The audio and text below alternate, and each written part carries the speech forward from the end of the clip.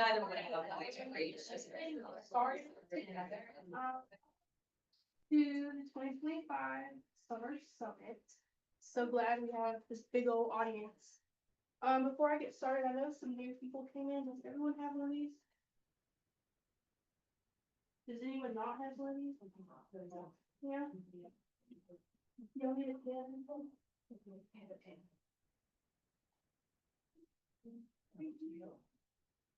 Anyone else? Okay. So my name is Stacey Brown. I'm a writing consultant here. This is my first year at Athens State. I'm from Wallace. I'm majoring in English with a minor in education. So this is my future. So today we're going to talk about how students sometimes struggle with writing, even if they're good. How many of you can write, but you think you're not good at writing? That's a lot. Okay, we're gonna fix that today because I'm the same. So a lot of people think that when they come here that we are the experts, but I struggle just like you do. And that's what made me want to give this presentation on writing through the anxiety. So college, yes, ma'am. Could you speak up a little bit? Some of the outside noise is. Yes, ma'am. Yeah, Can everyone hear me okay? Yeah. Okay. Well, use me balls. Install a door. So I am a little soft-spoken. I'm working on that. But we're gonna conquer that fear because we are all good writers, I promise. So this is something we'll go through at the end together, but I put a notes page at the end just in case you wanted to write notes, and then you can write all over this. This is yours to keep and take home. Okay. Okay.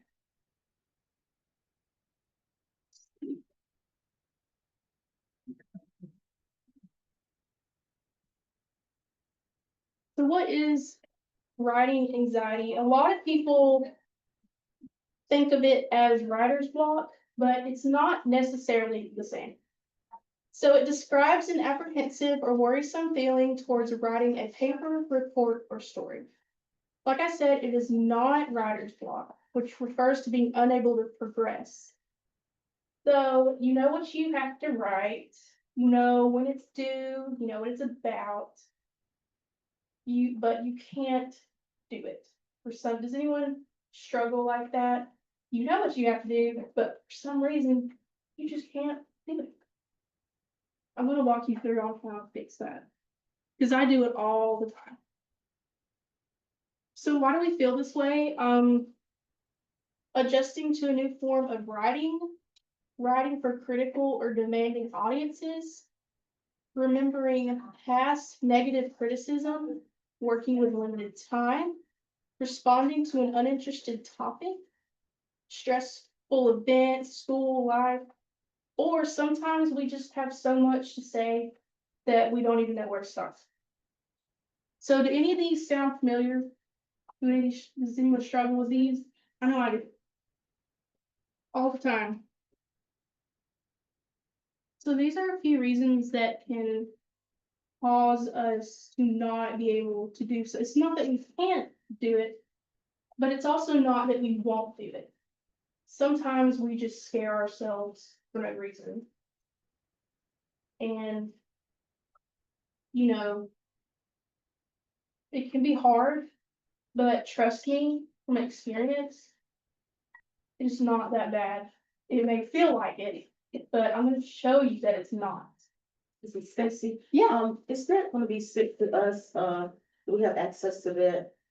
In here, or will it be I email or can, something? I can take your email and I can send it to I was about to say, we can attach it to the website, the webpage. like Facebook. Yeah. Yeah, I can share it on Facebook. If you We'll want. get it out there somehow, some way. Thank you. So how can we recognize it? A lot of people want to call it procrastination. Do I have any procrastinators in here? Yeah, that's what I Me too. So would anyone like to share why you think you procrastinate? Any volunteers?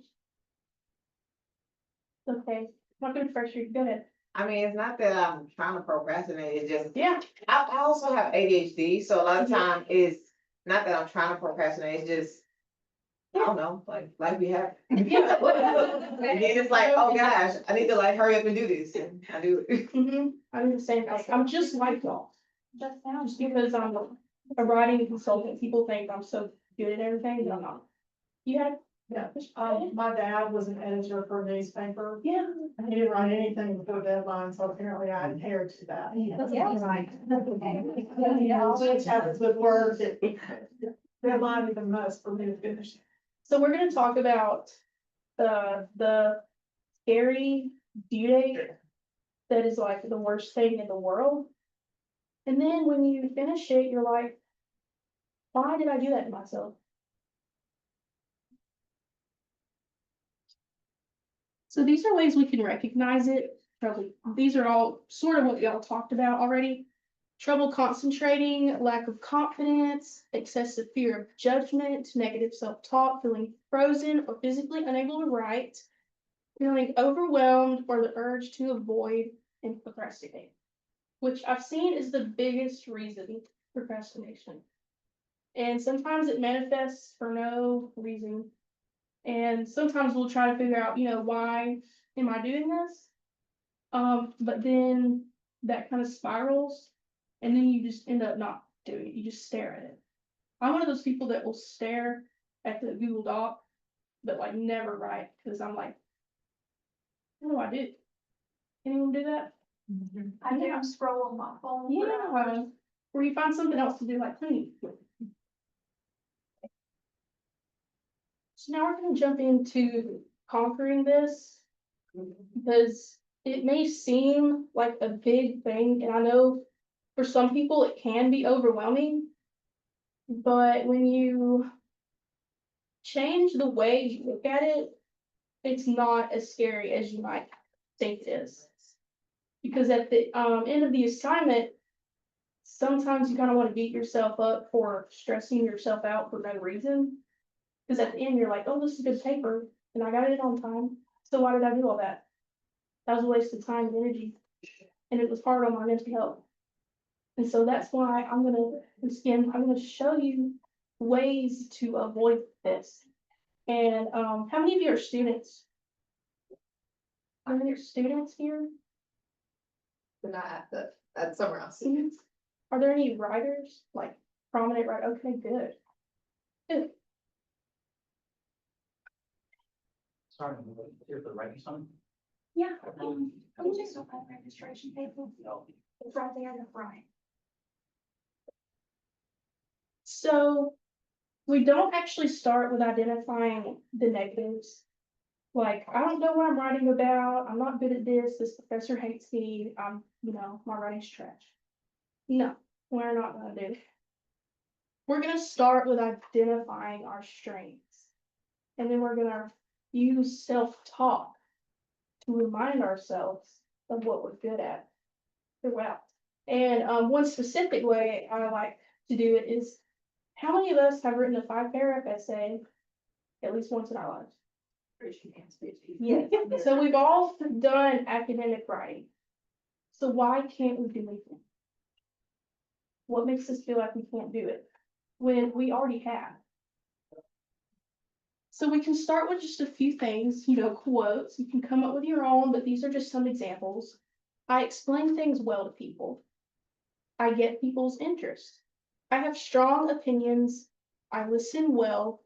I am critical of what I read. I see connections. I have a valuable perspective. So an important part of that is using I, because you're talking to yourself. You're empowering yourself to do something you've already done. Which is the crazy part, but you've already done this, but yet you find yourself not being able to do it again. And did you get one? Here you go. Thank Mhm.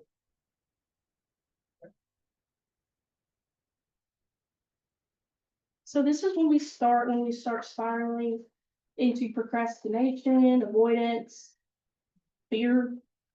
I don't know, I get legitimately scared of the paper, and it's like, it's just piece of paper. It's not gonna end my career, it's not gonna keep me from graduating, and yet I fear it. And then you're not gonna jump into writing.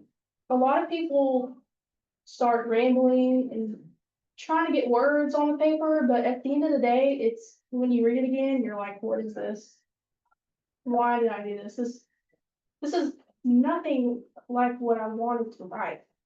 So you're going to do a few things before you write. And this can be creative, research, academic, really anything. But I've focused all of this on academic writing, you know, like for professors or anyone you're writing something for. So you're gonna start by dissecting the rubric and the prompt. What am I writing about? You can't start writing if you don't know what you're saying or what you're arguing. Fully understanding the style of the writing. So this is usually something we try to encourage students to worry about at the end of the paper. You know, APA, Moravian, Chicago, MLA. Those are all, you know, various types of styles that a lot of people use, especially in research. And then breaking it up into a schedule and parts. And so at the end, we're going to go through this, and there is a simulation type scenario where I have broken it up into days and times of how to conquer a big paper. And so we'll go through, you know, what that could look like realistically. Find examples. You know, a lot of times teachers will give you examples, but if you don't have one, there are thousands and thousands of examples out there, and it's okay to find a template, to find a skeleton, to, you know, put your words on, because a lot of times formatting is standard, and a lot of people think that's plagiarizing, but it's not. Using the blueprint of a paper is different from copying a paper word for word. So when you have something to go by, it makes it look a little less scary. Research. A lot of times these papers require a good significant amount of research. This is something we encourage students to start, you know, weeks before you even start writing. You know, read, take notes, find reliable sources, figure out what you're gonna say before you say it. Because then you're not struggling to come up with words to put on a paper. And that's usually where that anxiety and that fear comes from. You're like, I don't know what to say. I don't know what's hard. You know, why am I doing this? Who am I writing it for? I will say another thing to add to that. Yeah. With reliable sources, I do get people that ask that a lot. What do we consider a reliable source? So most of your reliable sources are going to come from government organizations, you know, publications that are placed on the internet on like a .org or a .gov. Larger corporations such as that, your basic news article is not going to be what we consider a reliable source. You could go through like CARES Library. They offer a database where you can actually search peer-reviewed articles, meaning it's went through a group of people, has been reviewed and approved to be published. So those are things that we would consider like a reliable source. And then I'll talk more about in this packet. How many of us have had to hunt for sources like that? Are we familiar with it? Good. That is a big part of writing. These days it's a little tricky with ChatGPT and stuff. But please do the research before you start writing. Because what I've done is I didn't do that, and halfway through my paper, I was like, I can't argue this. I gotta switch sides. Why did I do that to myself? Because I didn't research before. I just decided, I didn't think about, how much can I actually find on this? Because when you start writing and you're like, there is nothing on the internet that has anything to do with this. So, what am I arguing about? Switch sides. It's not working. Here's my, just because you can't find sources that support your argument, doesn't mean you should make that argument, right? To use the sources to say, I disagree with this because this is this. That is a way to approach that. Yeah, so like, that doesn't mean you have to Otherwise, everybody's saying the same thing. change your point of view. It's just sometimes when you're on like a time front and you're trying to get a paper written, sometimes it's just easier to pick the side that has the most sources. So maybe it depends on why you're writing it. It's like for class, that would be. Yeah, and then sometimes you can't go in the middle. You could say, well, I think this, but I also think this. Sometimes you don't even have to refute anything, and that's the way to do it. But at the end of the day, write something that most interests you. Because then it's gonna sound like it's coming from a student and not from like a textbook. You want it to be authentic to yourself, because a lot of times that's what professors and teachers and bosses and the audiences want to see. Because they probably already read a whole bunch of text. So you don't want your essay to turn into like a text. And then another thing with researching is to annotate, take notes, on your notes app, on paper, print it out, highlight it, mark it to death. It's better to have too much than too little. I mean, you can always delete, but sometimes it's harder to add on, because then it'll start turning into fluff. Y'all know what fluff is? Fluff is what we use to fill out a paper when we have a page, a minimum requirement. And if you're trying to get a paper done, a little bit of fluff is okay, but teachers can tell when you're doing it. Trust me. So you want to kind of avoid just, word vomit is another word for it. No, I mean, y'all know what I'm talking about. I've seen it a bunch. It's, I do it myself. I add fluff when I have to. I'm not saying it's like the worst thing ever, but if you have something authentic to say, please do that, go into detail. Tell me all about it, everything. And then the last thing, start early. How many of you wait till like 2 days the night before? I've done it in the morning. Yeah. Don't. You're gonna regret it. I know I did. Because then your paper's not as good. You don't feel good about it.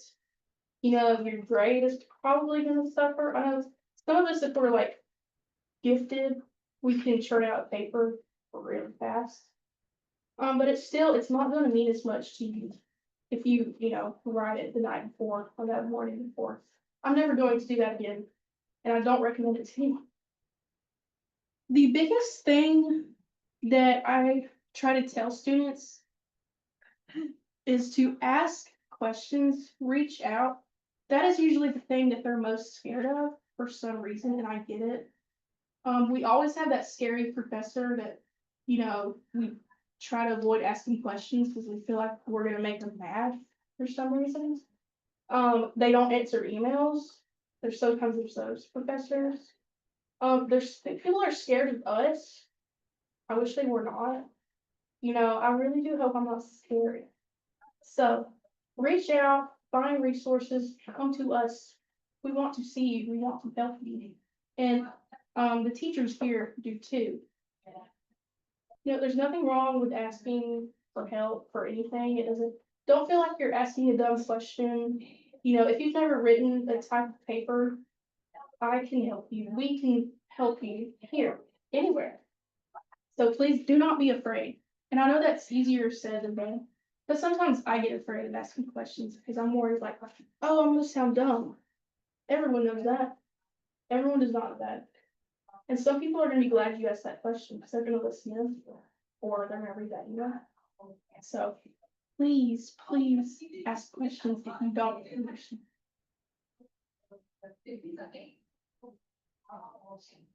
Now we're gonna move into reworking our thought process. I'm assuming that everyone is here because we're stuck in the set mindset that, you know, my writing will never be as good as I want it to be. How many of you feel like your writing is just not it? Yeah. Everything you say matters.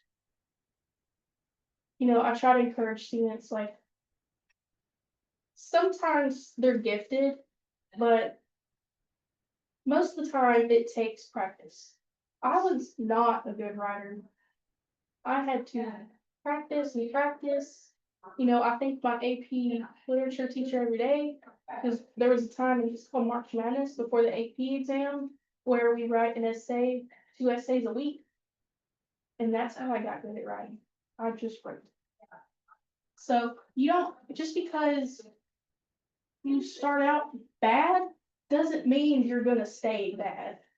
You can become a good writer. And I know like the big authors, I'm pretty sure they did not start out writing like they did in like 5th grade. I mean, do y'all think they wrote those books when they were, well, no. It took them years of practice and learning and failing. You know, if you have a paper you didn't do good on or you receive criticism, do not, you know, mull over it. How many of you ponder on the littlest comment on your paper and you're like, oh, my paper's trash, I'm done, it's bad? Yeah. It's not. Most of the time, people and teachers write that because they want you to succeed. It's part of your practicing, getting help from someone, letting them read your paper, letting them comment on it, because they know what they're doing. And they are trying to help you have better, not trying to hurt your feelings. Even though I know some professors can be over the top with their red pen, you know, everything is bad. But it's not. Trust me, it's not. So before I put this together, I sent out a survey and I want to go over the responses. These are from students. They are from outside sources. It's completely anonymous, but these are real world answers and they're, you know, I got them last month, so they're fresh. So I asked, on a scale of 1 to 10, how anxious do academic papers make you? And more than half said 6 to 10. Y'all agree? Does anyone feel like it doesn't make them anxious at all? Yeah. How many of you feel like a 10 every time? Yeah. I know I do. For no reason. But this just shows you that it's not just you. You know, you're not like, there's nothing wrong with you for feeling this way about papers, even if you are a good writer. And some people aren't anxious at all, but I don't believe that. This is, I know, because I actually know some of the people that took this survey and I know them really well and there's no way. And then I asked, what aspect of academic writing do you find most troubling? So the most said time management. Say what now? Time management is what people find the hardest thing to do with academic writing. And I know there's other ones like organizing ideas, understanding the assignment, feedback, stuff like that. Is there anything on here that someone struggles with? Feedback. Feedback? That he's passing around, guys, is just the sign-in sheet, so we can see that you were here today. We're out of time. So we all kind of agree with time management is our biggest enemy, Stay focused. staying focused. Mhm. Yeah. Ideas. Okay, that's good to know, because when you tell us stuff like this is how we improve our tutoring. This is how we know what to look for, how to help students with anyone. It doesn't have to be students, you know. So here's are some more questions. I asked students, teachers, parents, anyone, share any past or experiences, positive or negative. And a good summary is too little or too much feedback, overthinking, feeling isolated from professor, failed assignments, others' opinions. I know that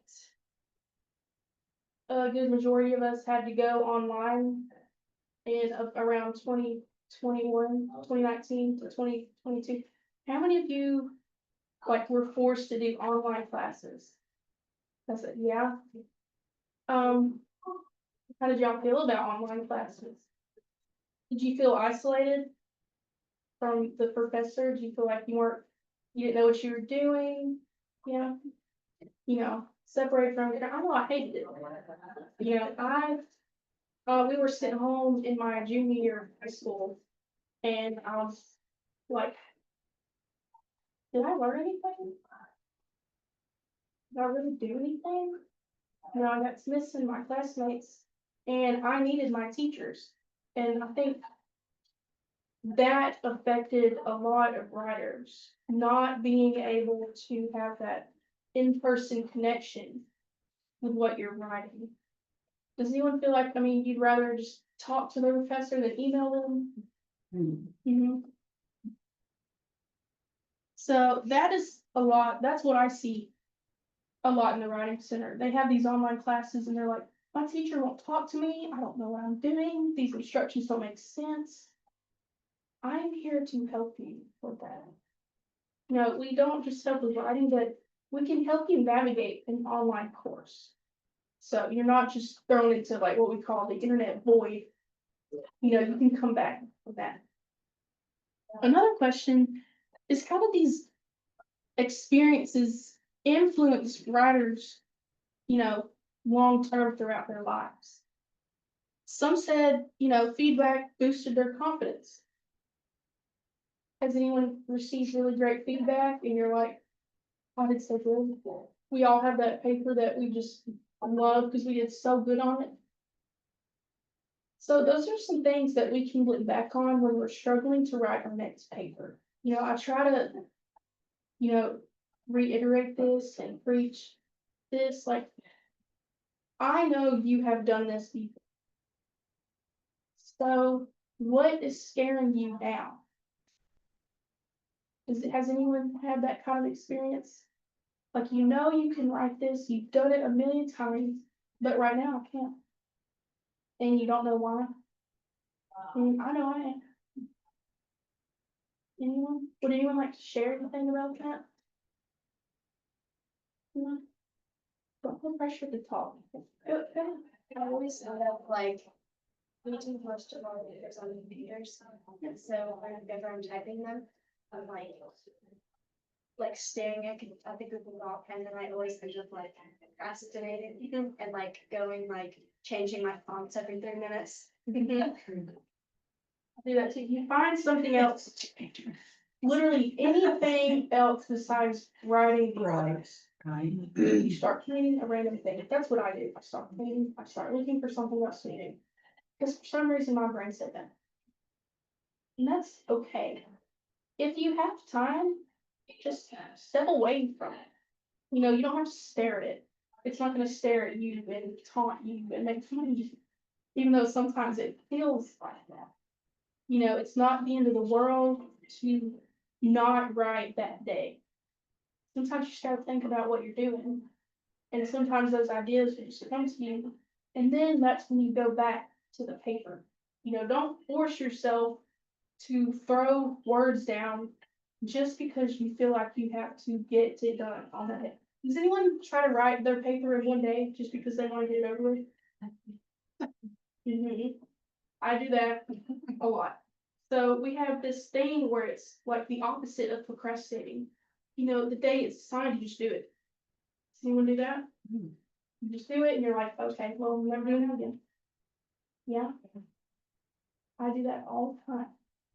And I will say that those are usually my worst papers. And, you know, you feel good because you do it and you get it done early. But I mean, what did you really submit is the thing. How many of you write your paper and then you never read it again? You just submit it. Does anyone do that? Like they're afraid to look at it? Yeah. I do that too. Please go back and read your paper. I promise you it's not that bad. Because when I read it, you know, I'm not gonna immediately start talking down on you like, oh, this is garbage. Throw this away, start over. This is not good. No. You might think that, but I'm here to tell you that that is not true. And then all of that comes down to stuff like this, overanalyzing, unnecessary stress. Does anyone get unnecessary stress from all this? And after it, you're like, well, that just took 5 years off my life for no reason. I do that. Paranoia. Does it taunt you at night? Do you lay awake and you're like, that paper is not going anywhere? Do you feel like it's coming out to get you? You know, like if you don't do it right now. I feel like that. But then there's also awareness. You know, when you're feeling like this, it's a good time to be aware that you feel this way and then try to figure out why you feel this way. And it's a process. Everyone does it differently. And we'll talk about ways to do that.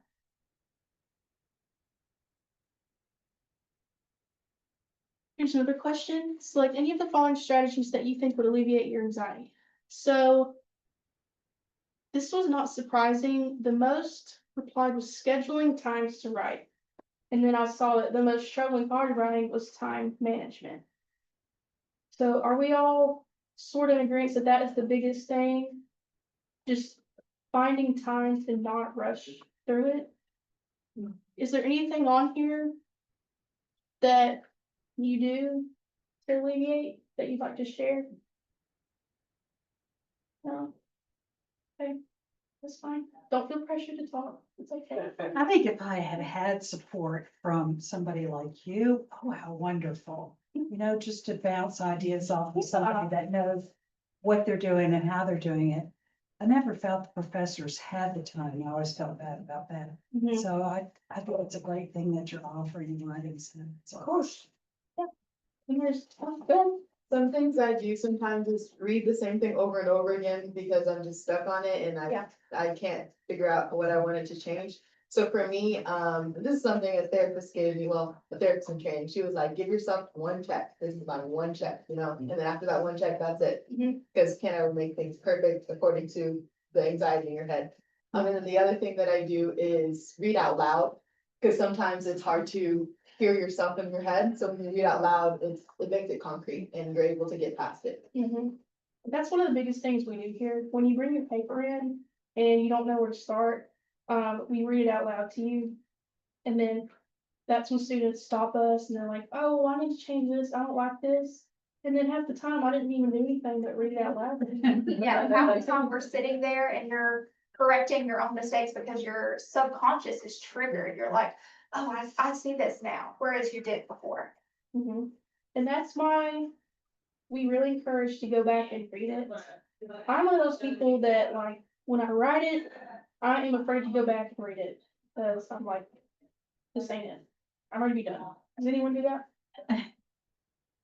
You write it, you submit it, and you forget about it. Never again. I'm more like you, I would read it way Yeah. too many. Please do that. Read your work. Right. Cause like what I said, anything you write matters. You do not have to be, you know, a 5-star reviewed author to be a good writer. I promise. Sorry, and I wanted to make sure, like, there's a difference between proofreading and like the anxiety reading, so. Mhm. Yeah, after I proofread, I will read it again, and I'm like, okay, now this is my question. Yeah, I don't think you can read it too many times, but don't sit there and read it for 5 hours. Or anything like that. Yeah. Don't hyperfixate on it. Yeah. If you hyperfixate on it and are struggling to want to read it 1,000 times, send it to me. I'll read it for you. Like, Cause you you have. know, to- send it to a friend. Let someone else read it. Parent. Don't sit there and drown yourself in your own paper. Find someone, I like to find someone that has no idea what I'm talking about. I'll tell you why. Cause if my paper is good, then they will know exactly what I'm talking about when they're done reading. You know, so when you find someone that has no idea or doesn't really know about your subject, make them read your paper. And if they don't have questions, they know exactly what you're talking about, then that's how you know that it answers questions. If they have questions, you know, that's how you know, like, oh, well, I need to expand on this. I need to write about this. Because it's my job as the writer to make sure that a first time reader, anybody, knows exactly what I'm saying and why I'm saying.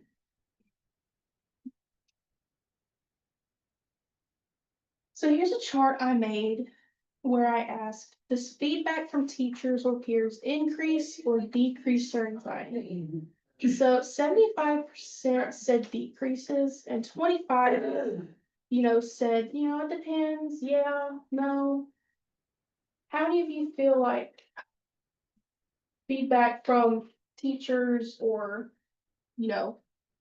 writers increases your anxiety? Does it decrease your anxiety? Oh, yes. Yeah. You like criticism? Do we all take criticism well? Is there anyone that doesn't? It depends. Sometimes I do not take criticism. And it's okay to feel that way. But that's when you have to take a breath and fix it, because I promise they're not gonna say something just to hurt your feelings. They're saying that because there is something in your paper that you need to fix. Expand, answer, ask a question, find a source, put a quote, explain. Anything like that. It's just trying to help your paper. I know some of us can write, personal things, sensitive things, and someone comments on it, and it hurts our feelings, and that's fine. Acknowledge that. But then you have to go back and look at it as a writer, why did they say this? And how can I fix it to where they won't ask what this is, they'll know what it is, because I wrote about it. So that's how I try to help students not fear feedback. I know a lot of times they don't even want me to see the feedback. Sometimes I have to pry the paper itself out of their hands because they won't let me read it. And I'm like, you're gonna have to let me read it. I promise I'm not gonna scream, summon fire from the depths and, burn your paper to ashes and give it back to you in an urn or anything like that. I'm here to help you, not discourage you. How do you think teachers and professors could modify their writing assignments to alleviate anxiety? Is there anyone that has any suggestions? What is rubrics? I'm sorry, I should know that. Rubrics. Rubrics? So a rubric is like, it's sections and it has like 1 to 5, excellent, moderate, good. Okay, or okay, so it's a grading. grading rubric, and we'll go over how to break down rubric. Does anyone love rubrics? Does anyone hate rubrics? It's a mix for me. Sometimes I need them, but then sometimes I hate them because I will stare at them forever and make sure that my paper says exactly what that rubric says, even if I don't agree. So would anyone like to share what they think teachers could do to alleviate stress? Yeah, good. In order to use a rubric well, if you're a teacher that has 150 students, it saves you a lot of stress. But the students, you have to go over the rubric before you ever make the assignment. So that they know, we've been learning, introduction, so your introduction counts twice as much on this paper. Because that's what we've been working on in class. And sometimes they don't ever look at the rubric until the end, and if they didn't follow the directions or realize what the rubric was supposed to be, what they were supposed to be. Yeah. So I know rubrics can be a hit or miss. Some people love them, some people hate them. But when a teacher gives you a prompt that's like this big, and they put a rubric at the end of it, I don't know about y'all, but that makes me feel so much better. How many of y'all see a prompt that is huge? But all you need to know is like the last two sentences. Yeah. So that's what I like to ask students and teachers, I'm all the time talking to Dr. Roper, I'm like, what do you see from your point of view? How do you think this can be fixed? Or I come to her with issues that I see from a lot of students, and I'm like, this is something that teachers can do to help students. And then a last thing is writing can be an outlet. Sometimes if we really enjoy writing, we need to write without any expectations, any goals, any subject. It like without a time constraint, journaling, self-help writing, exploration of emotions. Doing these things might not feel like it's going to help you now, but after you get it all out, sometimes you find stuff that you've already written that can be incorporated into your paper. So I encourage you to journal, to write, and to not care about if it's good or bad, if it's grammatically correct. Just write about anything, any way you feel, anything you want to get out there. And not everyone has to read it. You can write stuff and no one has to read it but you. So don't feel like every time you write, it has to be, perfect, amazing, outstanding, award winning. Yeah. Okay. Because I tell students that and they're like, oh, well, what if it's bad? It's not gonna be bad. It's impossible for your personal writing to be bad. It's for you.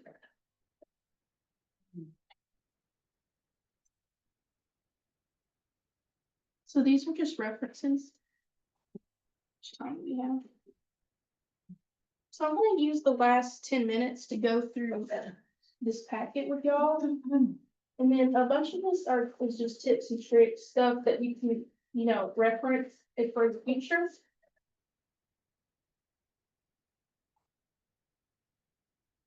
So the first part is an introduction and a summary of what this workshop was and then what is included in this packet. And then the next page, the next 2 pages is a handout that we made here in the Writing Center that walks you through the writing process. Does anyone use a process to write, or are we just throwing words onto the process? Both is fine. But I'm here to tell you that there is a real process that, right? Thank y'all for coming. Thank you. We have a good one. Get ready for our next one. Okay, thank you.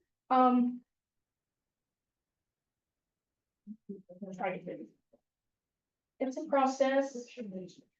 It doesn't have to be just one thing that you don't like.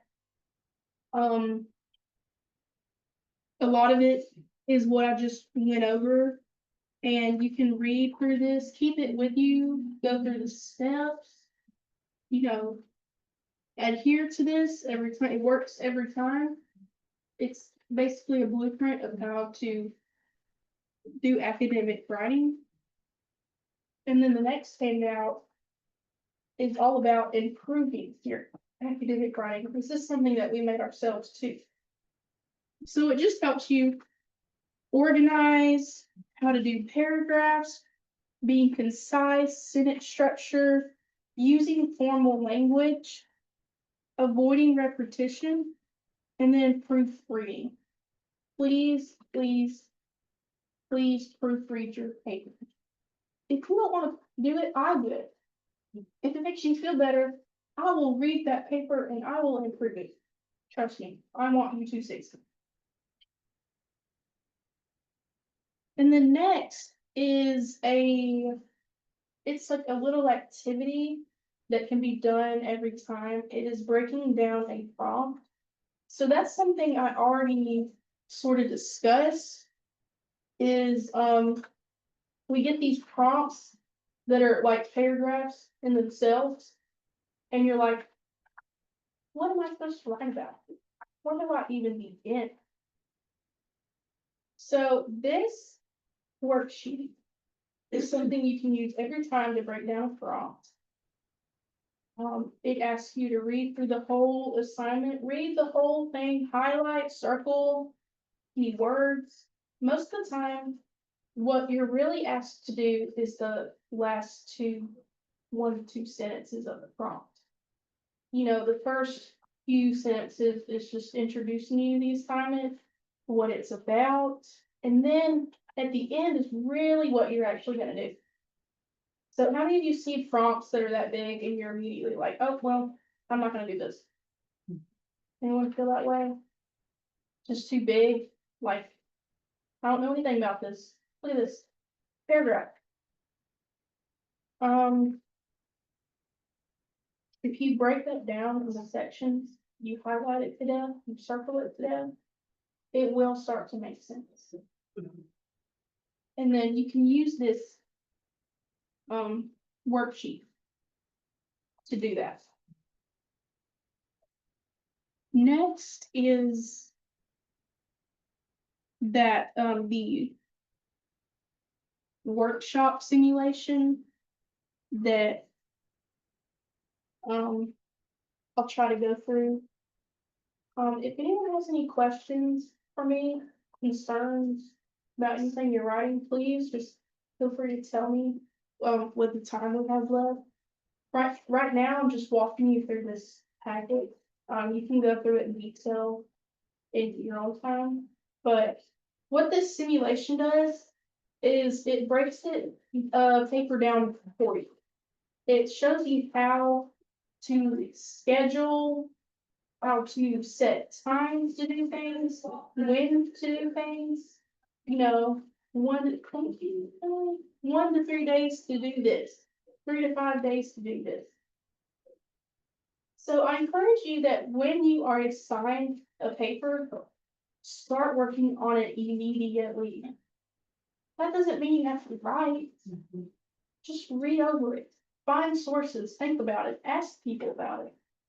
You know, ask your professor, ask other students what they think about it. You know, what are y'all doing? That's a good way to start with a paper. And then this next page is something I really like, self-care tips. A paper is never worth your mental health. A grade is never worth your mental health. I made my first C this year. I've never made a C before. But who cares? I passed. I'm telling you right now, that professor doesn't care. All teachers just want you to succeed and pass. It's not gonna make or break you if you don't get the grade you want, if you don't write the paper you want. Because I mean, at the end of the day, it's just a paper. So please do not let a paper hurt you so much that it's affecting your mental health. So that's what these self-care tips are for. Take breaks, you know, get away from it if you have to. Don't even look at it. Don't even think about it. And then after this, I included a self-care plan, a little chart you can fill out. It takes And it includes physical, mental, emotional, spiritual ways, you know, what are you currently doing? What are your goals for the future? And you can use this to kind of plan out ways to help with your self-care, you know, specific ways for you. Oh, well, shot time, sorry, guys. Thank you for telling me. And then lastly, so. I just want to thank y'all for coming. I hope this was helpful. I hope that this was helpful and the PowerPoint and this will be somewhere for you to access. Did everyone get a chance to sign in before y'all go? If you have any questions, if you need help with your paper, we're always here. I'm gonna be around all day. If you're working on a paper right now and you want help on it, please come to me, because I will be more than happy